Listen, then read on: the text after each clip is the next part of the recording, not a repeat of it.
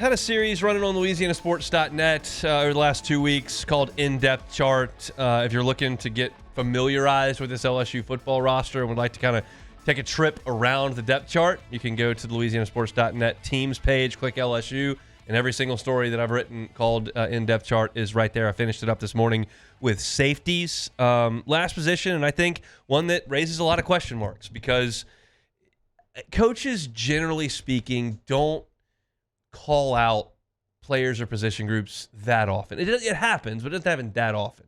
Brian Kelly, multiple times last year, talked about how the safeties have to play better and we have to limit the menu and we just need simple assignment football and we're not even adding anything to their play. He was consistently harping on the fact that LSU safety play was not good enough last year. And so the issue is that they've got to get a lot better this year. And they've added 4 new faces, 2 from the transfer portal that are expected to come in and likely play. And you've got 5 guys back as well. You lose Major Burns. He graduated, signed with the Bears. We'll see if he can make that team. Sage Ryan transfers to Ole Miss. Jordan Allen and Kylan Jackson were young guys on last year's team. Allen transferred to Houston. Kylan Jackson transferred to TCU. So you do have 5 guys back. Jordan Gilbert returns. He played last year with a separated shoulder. Javian Toviano is back for his junior year. DeShawn Spears is back as a sophomore who we really, at this time last year, were picking him to be a breakout guy. And you saw that over the course of the first month, like he was playing. He played 148 snaps the first 5 games. The last 5 games, he played 30. So he was playing early, and then they hit that first bye week, and they just said, no, we're going with Major Burns and Sage Ryan and Jordan Gilbert. Sit down freshman. So Kylan Jackson didn't play and DeShawn Spears didn't play. And so you didn't see those guys develop last year the way that we thought they might.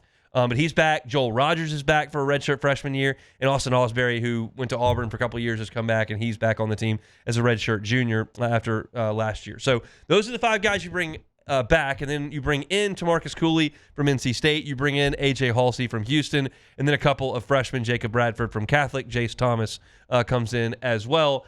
And you've got a lot of depth. I mean, you're talking about 9 guys who are safeties on this roster. So depth is not an issue. The issue is who's going to play. And I will just start with this before I even start breaking down why this and why that. AJ Halsey is going to play. I say that for 2 reasons. AJ Halsey has been massively productive in his first 2 stops in college. Massively. He started his career at New Mexico. He made 24 tackles in 1 game as a freshman. It was the most anyone's made in like 4 years in D1. And so after a great freshman year at New Mexico, he goes on to Houston. He was the Big 12 Newcomer of the Year his first year at Houston. And last year, tied for the Big 12 lead in interceptions, graded an 85.8 in coverage by Pro Football Focus, and was first team All Big 12. He was incredible at both of those stops. And then you go out to practice, which is the second layer of this, not just on paper what he did at New Mexico and Houston. Then you go out to practice, you look at him. He's not 6'3" like DeShawn Spears, but he's 225 pounds, and you can notice. He's a big dude. And so when I put those 2 together, what he looks like on the field and what his stats look like on paper, and I look at what LSU was at safety last year, Halsey's playing. Period. It's just a matter to me of who's next. And Halsey was running with the 2s on Wednesday. That's not going to last. I refuse to believe that. I think that's because he didn't come in the spring. He's getting acclimated to LSU and the defense and the calls and how practice runs. By the time this thing rolls around 3 weeks from now, he will be on the first team. Right now, my pick is that he will be joined in the backfield by Jordan Gilbert. Jordan has been an average SEC player at 2 stops now at A&M and LSU, but he's played a lot in those 2 stops. You're talking about a guy who started 21 games for an SEC program. His grades last year for PFF were not good. 57.7 overall, 55.1 in tackling. He was really poor in tackling against Alabama and Texas A&M, missed 4 total tackles in there. His tackling grades were 25.2 and 27 in those 2 games. And obviously, the quarterbacks just annihilated LSU on the ground in those two games. And that's not Jordan Gilbert's fault. That's everybody's fault. Everybody on defense was atrocious in the second half of the A&M game and the entirety of the Alabama game. Awful on defense the whole way. But the safeties didn't help because you were allowing big plays, and Gilbert was out there for some of that. And Toviano played a little bit last year. He started at corner his first year when they were out of guys to play cornerback, but moved to safety. He's played in 26 games. He's kind of been a depth piece. Not exactly the career arc you thought when he was a 5-star by rivals coming out of high school, but he's a big kid, physical kid, and he's played a lot of football. And Spears is the wild card here because he didn't work with the first team or the second team on Wednesday when we went out to practice. That was disappointing to me a little bit. But again, it's the first day. There is potential in there that's massive because of his size at 6'3" and his speed. When you go out to practice and you see DeShawn Spears, he looks like Eric Reed. Not the 49ers Eric Reed, but Eric Reed when he got to LSU. And Eric Reed, when he got to LSU, by the end of his freshman year, was starting. So DeMarcus Cooley is a guy that I haven't talked about in this segment just yet, but he's versatile. He played nickel for NC State last year. I think he's going to play nickel for LSU. I'm not sure what Harold Perkins' role is with that, the star and the nickel, and does Perkins come off the field, or when they go to nickel, does he go down to the line of scrimmage? Like, that's something they'll have to work out. But Cooley's going to play down around the line of scrimmage a good bit. He was an excellent tackler last year at NC State. He was a great run defender, graded 81.3 against the run. His coverage grade was also an 80. He's 6 feet tall, not very tall, maybe a shade under that, but he'll get in there and hit you. Also had some interceptions, 2 of them in the bowl game last year. So you look at this safety depth chart, and here's how I read it right now. To me, not what I saw at practice, how I would read it. Halsey and Gilbert as the starters. DeShawn Spears nipping at their heels.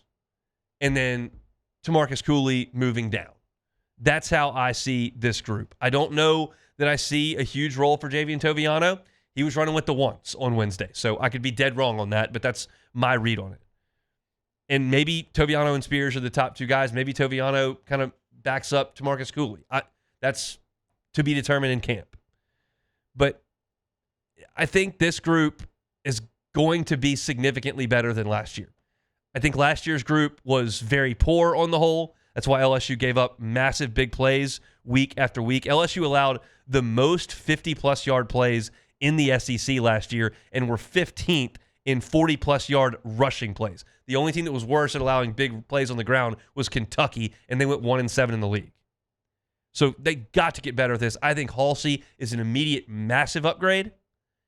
I think Gilbert's going to play better with a healthy shoulder, and I think that Spears has a real chance to grow into something. They've got to get this right because the massive plays against South Carolina and Nichols and Alabama and A&M have to stop. And that, in part, is due to safety play. I'll live with not being the best coverage guy and giving up a couple of 15-yard out routes. Like, I'll live with that. I cannot live with Rocket Sanders and Lenoris Sellers and the Guggenheimer kid and Milroe and Marcel Reed running wind sprints all over the field because LSU can't stop them at the second and third level. That has to stop. Those big plays are demoralizing. They're game-changing. They get the away crowd going. I mean, you saw the crowd in College Station when they got rolling. You've got to stop that at 8 to 15 yards and not let it go for 60.